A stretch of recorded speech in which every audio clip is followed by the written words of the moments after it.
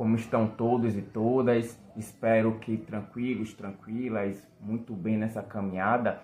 Antes de começar nosso diálogo de hoje, quero convidar todos e todas a estarem se inscrevendo no canal, pois eu percebo que o número de visualização dos vídeos é muito maior do que o número de pessoas inscritas e assim o algoritmo não percebe a importância, né, que esses conteúdos têm.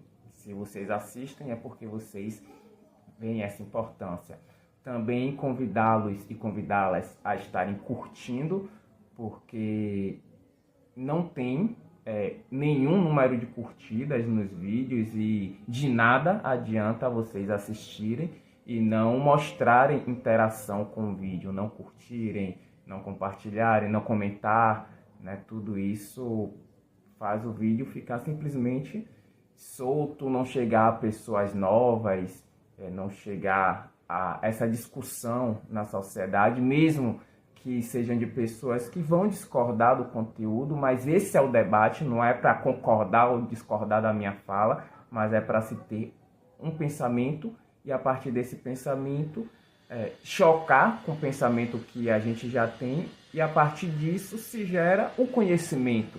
São choque de conhecimentos, ruptura de coisas antigas que a gente conhecia, conhecimento de coisas novas, rompimento para o outro também. Então tudo isso só vai ocorrer se vocês mostrarem engajamento no vídeo. Se o vídeo não tem engajamento, ele não vai ter esse alcance que eu estou aqui buscando que ele tenha e não vai fazer sua função social dentro das redes digitais, que é o objetivo. Então, mais uma vez, convido todos e todas a estarem se inscrevendo no canal, curtindo aí os vídeos, dando gostei, né? Compartilhando quem puder, quem vê que pessoas que se interessam por esses temas. E introduzindo o nosso tema, nesse dia 22 de julho foi comemorado o Dia do Cientista Social. Eu, como um bacharelando em Ciências Sociais pela Universidade do Estado da Bahia, percebo a importância social dessa profissão. Porém, não só o cientista social, mas as graduações em si passam por uma desconfiança da sociedade que nós percebemos nas falas que dizem que as universidades doutrinam, outros que falam que a universidade é um local eurocêntrico, onde não se tem atenção aos conhecimentos populares, né? E outros já apontam a importância dessa formação. Então, vamos dialogar sobre graduação, doutrinação, eurocentrismo ou importância para a nossa sociedade. Sigamos.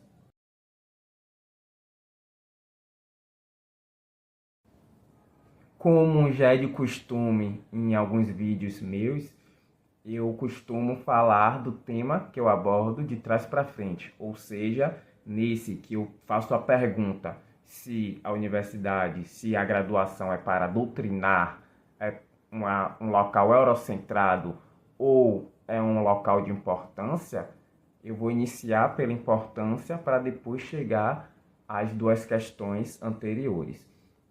E eu trabalho muito com exemplo, então vou me trazer como exemplo. Como eu me inspirei no Dia do Cientista Social e eu como um graduando em Ciências Sociais, eu pretendo pontuar como foi importante para mim esse aprendizado na universidade. Eu fui uma pessoa educada muito com a música, o rap, né?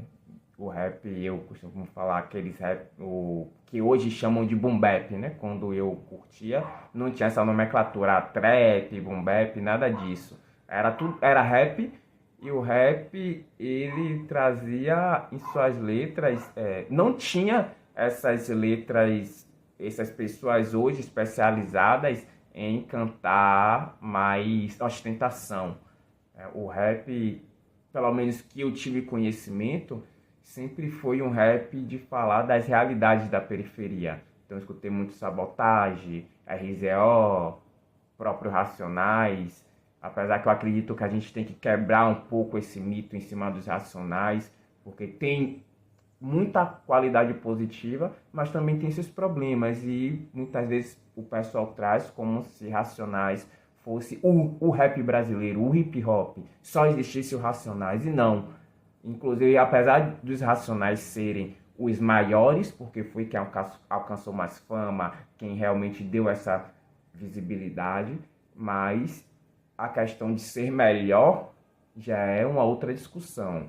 Um exemplo para mim, eu tenho o Sabotagem como uma grande referência, mas também não colocando como melhor, porque eu não gosto dessa questão de melhor, pior. Tem momento que, pois, para isso aqui eu acho que Sabotagem fala disso aqui melhor, tal coisa aqui eu acho que o RZO fala melhor, The Menos Crime fala isso aqui melhor. Então, eu acredito muito que tem que haver um complemento, né? Não a gente ficar fazendo um ranking de melhor ou pior. Mas, sem sombra de dúvida, Racionais, se não é o maior, é um dos maiores. Mas precisamos quebrar isso, que o rap dos anos 90 a 2000 é só Racionais. Então, fui muito educado através de escutar os raps, escutar MPB, né? Destrinchar as músicas de Chico Buarque, do Nando Reis, o Cazuza, que eu gosto bastante, Renato Russo, Legião Urbana, né? Então, essas letras, a gente aqui, baiano Raul Seixas, não pode deixar de ser citado, grande Raul Seixas, a música Aluga assim mesmo, recomendo todo mundo escutar, uma crítica muito atual. Capim Guiné, né? Uma música muito boa. Então, é isso. A música me educou bastante e minha vivência quanto homem negro de periferia, né, de periferia da capital de Baiana. Então isso me trouxe uma vivência, experiências, coisas que eu vivi que me formou como cidadão, né? Mas essa formação, muito do senso comum, do experimentado viver, foge um pouco do senso comum pela questão musical e pela questão de leitura. Eu também sempre gostei de ler. Se uma coisa eu posso falar bem da minha educação familiar, falando de família de sangue, foi essa questão da leitura, pois fui incentivado a ler. Lia muitos gibis, né, quando eu era criança, da Turma da Mônica, depois veio os livros infanto-juvenis, série Vagalume, e depois, tanto quando eu cheguei no ensino médio, eu me interessei bastante em ver os assuntos da Guerra Fria, essas questões, e ali eu já fui me encantando pelo socialismo, apesar de muito dentro do senso comum, né? Não era, então é o ensino médio que já doutrinou. Não, porque ali nem falava de Marx, nem trazia uma discussão aprofundada sobre Marx, sobre nada disso. Era mais aquela ideia. Qualquer pessoa que pare para pensar e perceba o básico do capitalismo e o básico do socialismo, né, do que se pregava na União Soviética, é o suficiente para se criar um determinado apreço. Mas ainda não me via como um comunista, né? Então, vim nessa trajetória e, para desespero de alguns que dizem que a universidade é para doutrinar, eu me reconheci um comunista antes de entrar na universidade, né? Quando eu tive acesso ao livro do Marx, o Manifesto do Partido Comunista, eu comecei a me interessar. E aí depois eu tive a leitura do Fidel também, bem depois, que é um livro, não é do Fidel, é do Fernando, não vou lembrar, que o livro se chama A Ilha. Eu sei que é Fernando alguma coisa, o autor, que ele era um repórter, inclusive filiado ao PSDB, um partido de direita, né? Apesar que muita gente quer dizer que PSDB é de esquerda, que para eles tudo que não prega a extrema direita é esquerda para eles. Então, mas politicamente quem estuda sabe que o PSDB está localizado nas ciências políticas como direita. É um fato. Então, essa é a questão. Eu tive esse conhecimento dos livros, das literaturas, depois tive minhas vivências em grupos de estudos, grupos conheci pessoas de universidade, participei de partidos e tudo isso antes de entrar na universidade. E quando eu entrei na universidade, é aí que eu posso dizer o que é que a universidade me trouxe, já que eu tive todo esse conhecimento antes de entrar na universidade, porque a universidade seria importante. Eu poderia seguir com esse conhecimento sem necessidade de entrar na universidade. Esse debate de homens brancos, esse debate eurocentrado, tem gente que só discute teoria, só discute livro e nada da prática. Mas aí que entra o pulo do gato. Tem uma frase que é: de nada vale a prática sem a teoria, de nada vale a teoria sem a prática.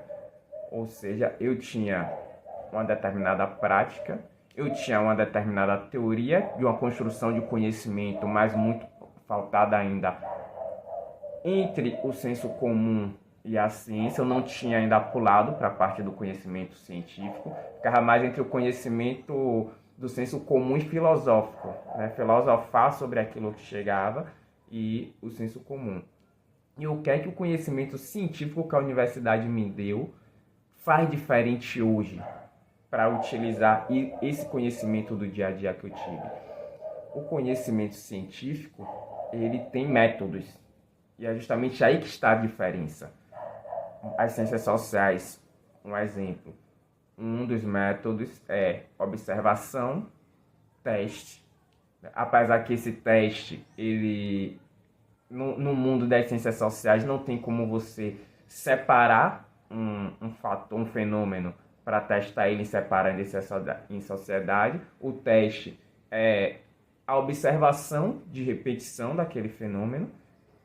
Esse seria o teste. Então, a observação já entra na própria questão de teste. Ou observar alguém que vai fazer aquilo ali, uma sequência de pessoas que vai fazer aquilo ali, né? Um exemplo que tem diversas coisas que nós, cientistas sociais, podemos observar em sociedade. Analisar possíveis resultados, analisar aquele fato, se ele ocorreu algo parecido em algum momento anterior e o resultado nesse momento anterior, como era a realidade social mesmo vivida das pessoas naquele momento histórico que aconteceu o fato, e esse fato se repetindo, qual o momento histórico, como as pessoas se relacionam, se o resultado pode ser parecido ou se o resultado pode ser diferente por causa dessas mudanças. Então, essa questão metodológica, né, que traz ferramentas que a gente pode utilizar também. Claro que aqui eu não vou estar dando aula de ciências sociais para vocês, então não vou estar destrinchando as metodologias, os métodos que a gente usa, e não é esse o papel do vídeo, né? Então, isso, se vocês tiverem interesse, se matriculem em um curso de ciências sociais, né? Se matriculem em um curso de sociologia, que eu penso ser importante. Então, essa compreensão me trouxe justamente uma outra percepção de chegar a um resultado das minhas análises. Quando eu vou conversar com os colegas, eu tenho uma outra percepção de como o conhecimento se constrói, de como eu vou abordar esses colegas para falar de determinados assuntos. Então, a importância e uma questão muito importante, embasamento. Porque o que é o embasamento? Alguém já verificou aquele fenômeno.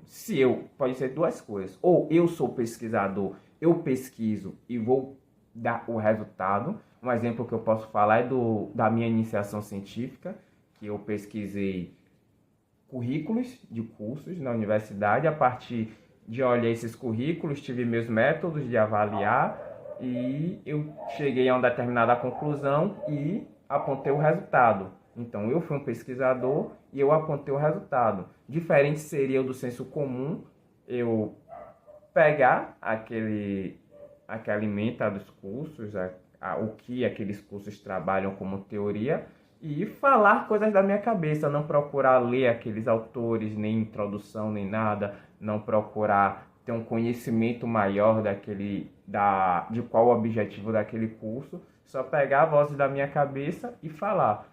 E muitas vezes a gente faz isso em sociedade. A gente pega um assunto que a gente não conhece, pega por cima, a gente acha que conhece, que acha que a vivência deu conhecimento e vai lá e fala. E muitas vezes a gente se equivoca justamente porque a gente não pesquisou. Ah, mas a gente não tem tempo para pesquisar tudo e nem podemos ser tudólogo. A gente nunca vai conseguir saber de tudo.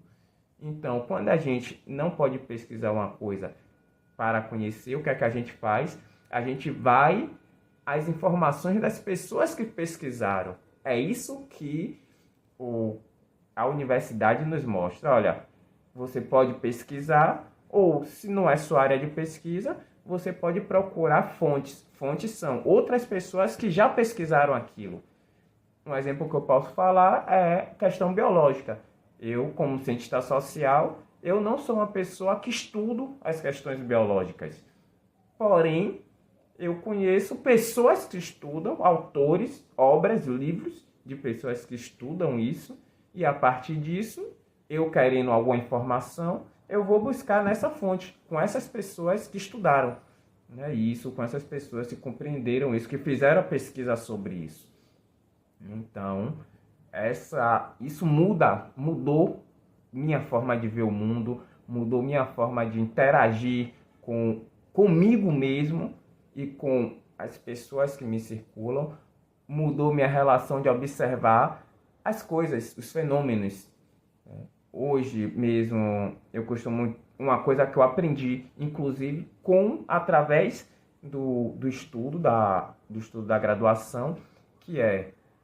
Inclusive, isso está muito dentro de Fanon, um autor que eu gosto muito, né? Mas o Bourdieu também, não especificamente isso, mas dá para se entender isso também nas coisas que ele aborda. Nós somos tudo que nos compõe.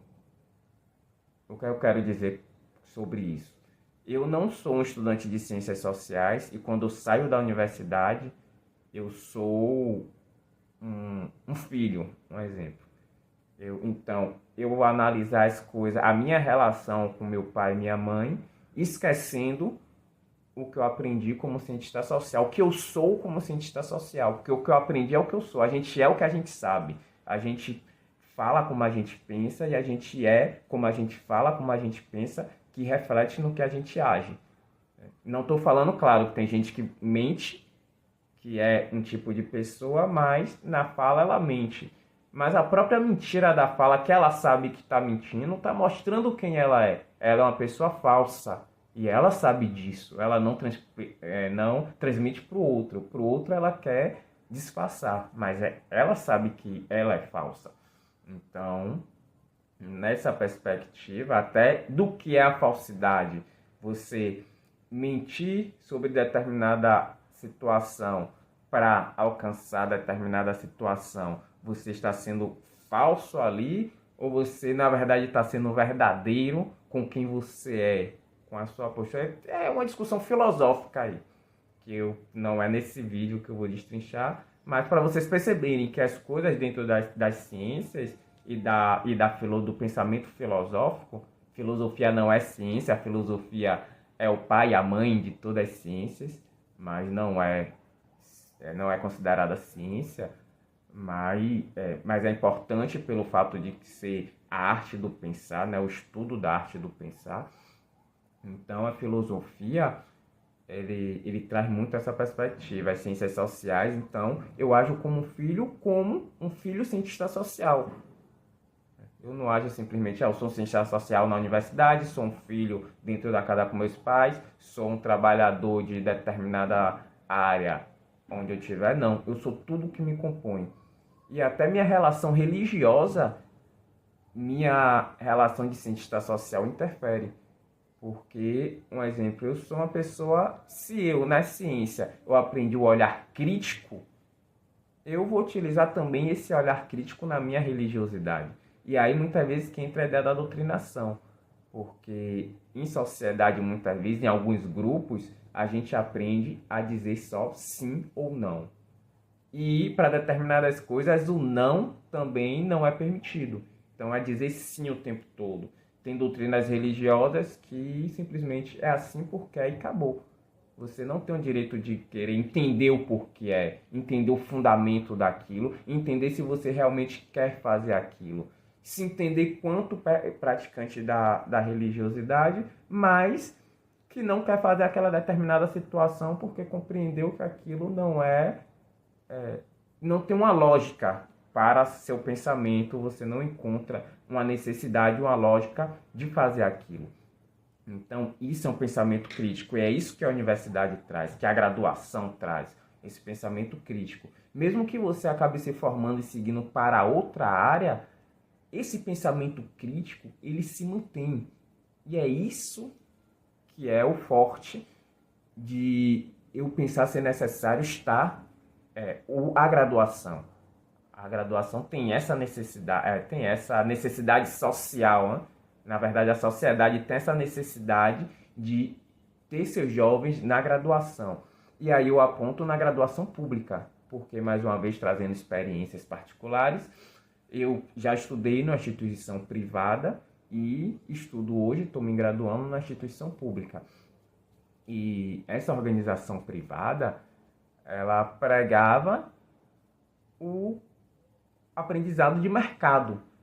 Tanto que a maioria das pessoas que se formam em organizações privadas são pessoas que não avaliam, não têm esse senso crítico, não utilizam o senso crítico. São pessoas que vão aprender mecanicamente aquela função daquela área e ele vai pôr em prática aquela função daquela área, que inclusive é o que muita gente queria que a universidade fosse. Simplesmente você conhecer de determinada área, um engenheiro vai conhecer de engenharia, de construir prédio, ponte, estrada, tudo isso, mas ele não pensar o porquê ele tem que construir aquilo, se aquilo, ele escutar as pessoas que falam de problemas biológicos que isso causa, desmatamento, problemas sociais com expulsar pessoas da área. Não, o engenheiro ele não tem que pensar isso. Ele tem que pensar o que é melhor para ele construir aquela ponte. Ele precisa fazer tal coisa para construir a ponte, então é o que ele tem que fazer. Isso não é senso crítico. E isso que as universidades privadas causam. Por isso que eu vejo um pouco de problema nos financiamentos do governo do estado para pessoas estudarem em universidades privadas que simplesmente formam profissionais sem pensamento crítico. Eu vejo problemático, acredito que isso tem que ser repensado, porém nas universidades públicas, que são as que recebem a crítica de doutrinarem, é justamente por isso, ela faz a gente ter um pensamento crítico. Não é só a gente fazer a função que a gente está sendo profissionalizado para fazer. Mas esse pensamento crítico a gente vai agir na nossa profissão, mas também na nossa vida.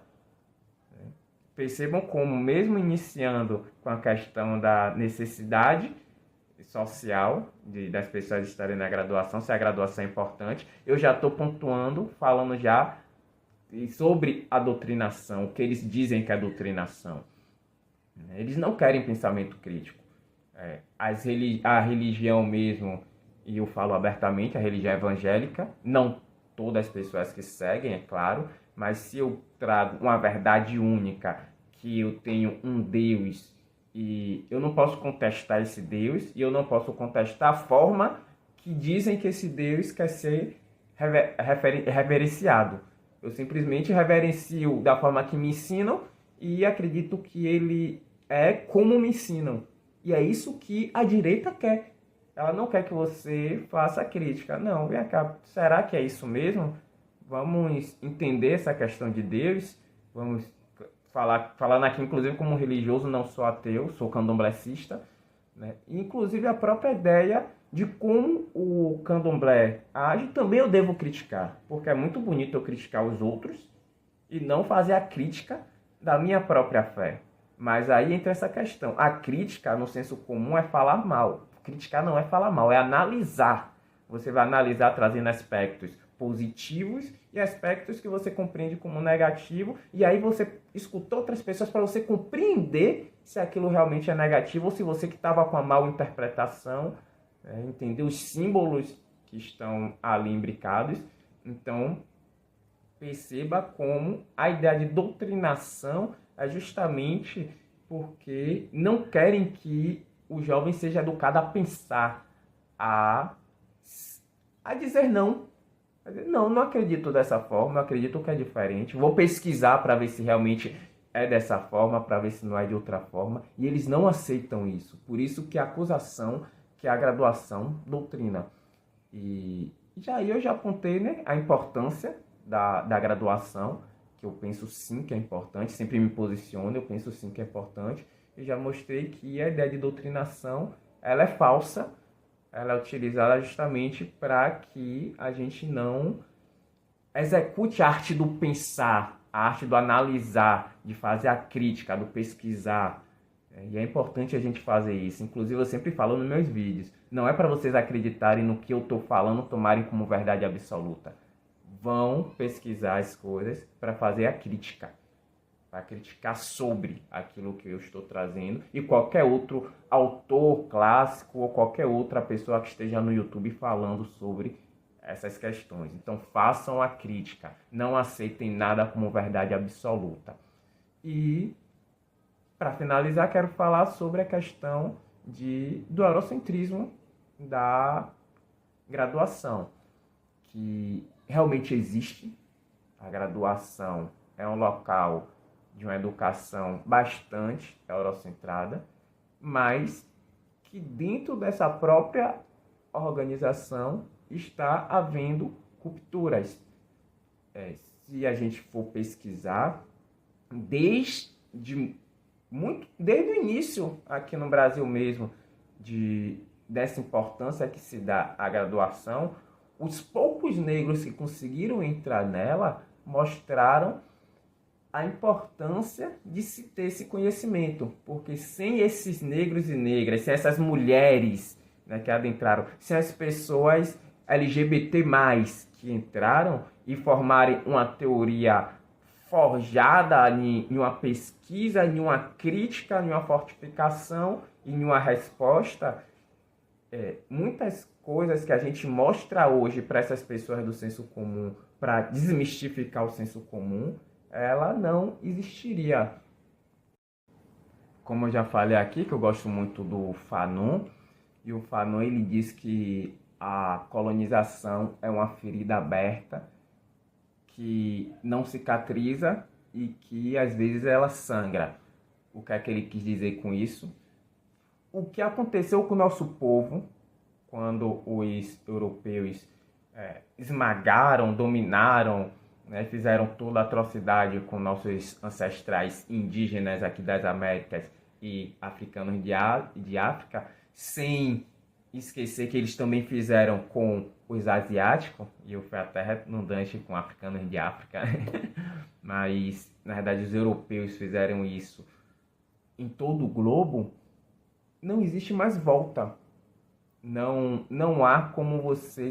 vamos, agora que a gente se libertou, esquecer tudo que a gente também aprendeu desse povo europeu, desses povos, né? Porque a Europa também é dividida em povos, e simplesmente vamos viver outra realidade. Não tem como, porque infelizmente existe uma globalização, uma questão dessa expansão capitalista, e algumas coisas, inclusive, é importante da gente usar. Se eu não vou lembrar se é o Krenak, ou que fala que o seu povo tem que sim ter o conhecimento do branco, querem sim acesso à universidade, porque querem sim ter conhecimento do branco para usar esse conhecimento, inclusive, para destruir a opressão do branco sobre seu povo, né? Com isso, ele não quer dizer que é para nos embranquecermos. Fanon também faz essa crítica quando ele fala da questão da pele negra mais cara branca. Ele traz essa percepção que muitos negros, para alcançar espaços de poder, começam a fazer a cultura do branco. Praticar hoje mesmo, a gente vê no Brasil, a discriminação com as religiões de matriz africana e a exaltação da religião que chegou aqui com os europeus. Ela tem, claro, seu nascimento, como todos conhecem, do judaísmo, né, daquela questão onde desenvolveu a Bíblia, que é o Torá judaico, né?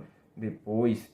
mas o cristianismo mesmo, ele foi nomeado uma religião e colocada como ela foi colocada através do cristianismo europeu, né, da Roma, e depois se expandiu, se gerou o protestantismo, que também parte da Europa. Então a gente percebe aí que as coisas que têm sua origem ou aceitação ou é difundida a partir dos europeus, elas são respeitadas. As religiões de matriz africana, que vem de África, que vem de Ásia, são considerados demônios, são considerados pecado. Então percebam como tem essa problemática, e o Krenak, se eu não me engano, posso estar enganado que não seja o Krenak. Não, infelizmente não procurei ver isso antes, mas é uma pessoa indígena que fala justamente sobre não é para você romper sua cultura, você tem que manter a cultura de seu povo, mas aprender sim o que o outro fala, até porque todo o conhecimento parte de um contato cultural.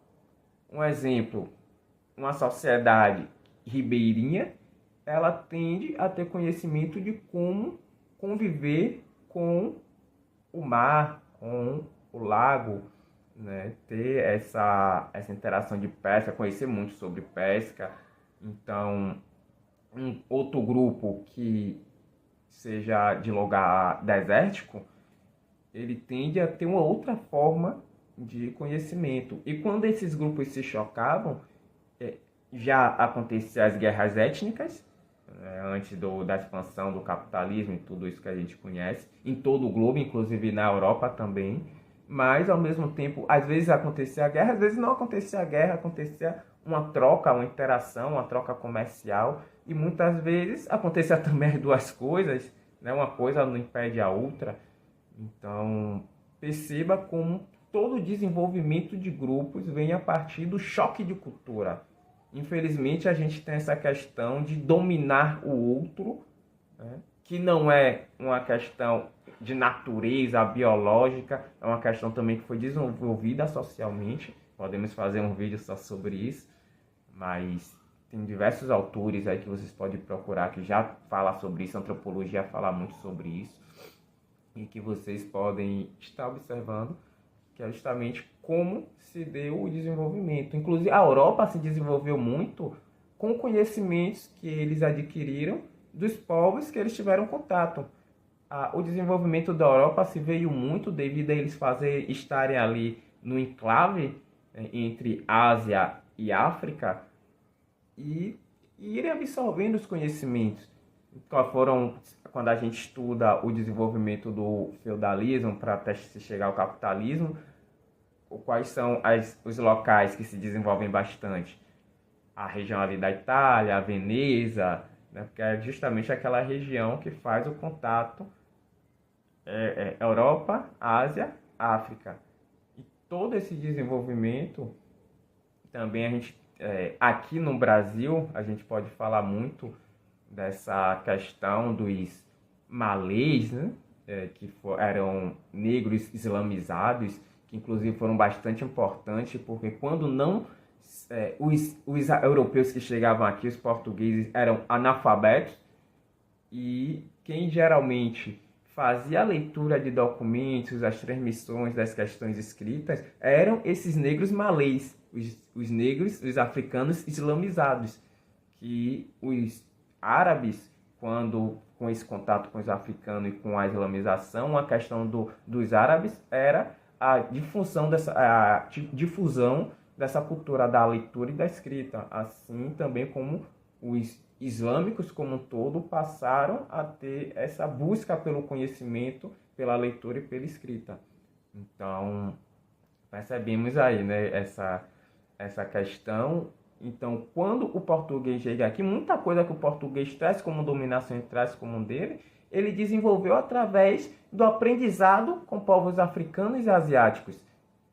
Inclusive, os árabes a gente pode pontuar assim como o povo asiático, porque eles se localizam, o que a gente chama hoje de Oriente Médio, é Ásia. Tem um livro muito interessante do Said, que é Orientalismo, que faz uma crítica desse termo oriental. Como essa questão de Ocidente e Oriente foi criado numa ideia de preconceitos mesmo. Tanto que só o que é considerado ocidental é a Europa e hoje a América do Norte, porque ganhou essa questão dentro do capitalismo, mas o chamado sul global, e o Brasil está dentro desse sul global, não é considerado ocidental. Ocidental é Estados Unidos, Canadá e a Europa Central, porque inclusive o leste europeu, que é aquela região dos Balcãs, Rússia, não é considerado esse ponto ocidental da Europa, né? Devido ao contato que os russos têm, porque a Rússia está entre dois territórios, na Europa e Ásia. E os eslavos, que é aquele povo daquela região, teve muito contato com esses povos da Ásia. Os hunos, que a gente vê muito aí serem demonizados, né? A gente tem muita narração sobre o Átila, né? Como um rei sanguinário. Tem o Gengis Khan, né? Que é os mongóis, também são bastante demonizados em nossa cultura. Nos filmes que a gente assiste, a gente vê que eles são povos assassinos, quando na verdade não. Eram povos que tinham suas culturas, que também dentro desses estudos, tanto da história quanto da geografia, das ciências sociais, a gente tem uma outra percepção sobre as relações desses grupos. Então, percebam que até essa ideia de eurocentrismo, ela precisa ser criticada. E aí, porque eu penso nesse ponto, eu rodeei muito e vou voltar agora à questão que eu falei daqueles negros que foram importantes, negros, LGBT+, que entraram na universidade.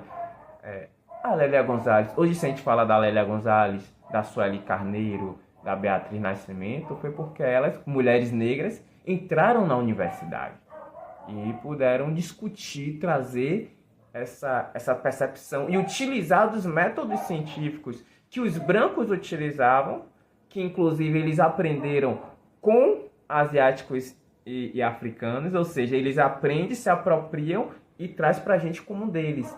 E sendo deles, a gente já tem muito dos nossos que se negam a aprender porque é deles. Eu vou deixar de ser negro se eu for para a cultura do branco. Mas esse branco se apropriou de uma coisa que era minha, que era do negro. A gente, e é uma coisa que também a graduação mostra a importância, tem os livros do José Reis, um autor muito importante, que ele fala justamente, ele traz esse histórico de tecnologias que já existiam em África, inclusive tecnologia não é só coisas digitais, lápis é uma tecnologia, uma enxada é uma tecnologia, então já existiam tecnologias não digitais em África e desenvolvidas em África e em Ásia, que a Europa, hoje que a gente tem como esse berço da civilização, ela não tinha naquele período e ela foi lá buscar. A gente já tem povos africanos que sabiam a leitura da astronomia, que sabiam pontos de cozimento, que tinham construções prediais, né, desenvolvidas que os europeus não tinham. Percebam, então, eles colheram lá com os africanos, tomaram como um deles, chegaram aqui depois, nos escravizaram, nos apagaram, depois tentaram nos ensinar o que era nosso como um deles. Né? Claro que eles também desenvolveram, eles aprenderam e desenvolveram, assim como nosso povo que já tinha, também desenvolveu. E desenvolveu um em contato com o outro a partir do momento do conhecimento. Mas percebam como aí a gente aponta é deles. Não é dos europeus. Por isso que a gente tem que estar cobrando sim a universidade para estarmos lá. É importante. Se hoje eu citei Fanon, um homem negro, martinicano, né, que Martinica até hoje é uma colônia francesa. Hoje eles chamam de território intramarino. Território intramarino. Mas nós sabemos a realidade, o que significa uma colônia. Como a Guiana Francesa é uma colônia francesa. Apesar deles não é um território intramarino. Não, é uma colônia. Só ganhou uma roupagem, um nome novo. Mas, voltando, a gente não estaria discutindo e não teria ganhado muitos benefícios se a gente não tivesse colocado os nossos dentro dessa universidade e da universidade pública. Mais uma vez eu vou trazer, porque quem ajuda a gente a desenvolver o senso crítico é os professores das universidades públicas, Tem muito professor interessado na universidade privada, eu mesmo tive professores nessa universidade privada que buscaram dar aquele senso crítico, mas com todo o cuidado, porque qualquer um que reclamasse na direção, eles poderiam perder o emprego, coisa que não acontece nessa instituição pública, por isso que os professores de instituição pública têm essa liberdade de aguçar nosso senso crítico, mas, mesmo dessa forma, no privado tem alguns que fazem esse papel de uma forma muito cuidadosa, mas a instituição privada, ela tende a criar mão de obra não crítica. E esse é o problema. Então é importante a gente colocar nossos negros e negras, os LGBTQIA+, né, as mulheres como um todo, porque a gente sabe dessas camadas sociais, as pessoas PCDs, as PCDs, nas universidades públicas, cobrar estrutura nas universidades públicas. Então, partir desse dia do cientista social para ter essa reflexão. Peço mais uma vez a todos e todas que se inscrevam no canal, vão nas minhas outras páginas, redes, curtam aí, compartilhem, comentem para eu saber o que vocês pensam sobre isso, para me darem novos ares, né, de pensamento, de conhecimento, e sigamos até a vitória sempre. Tamo juntos.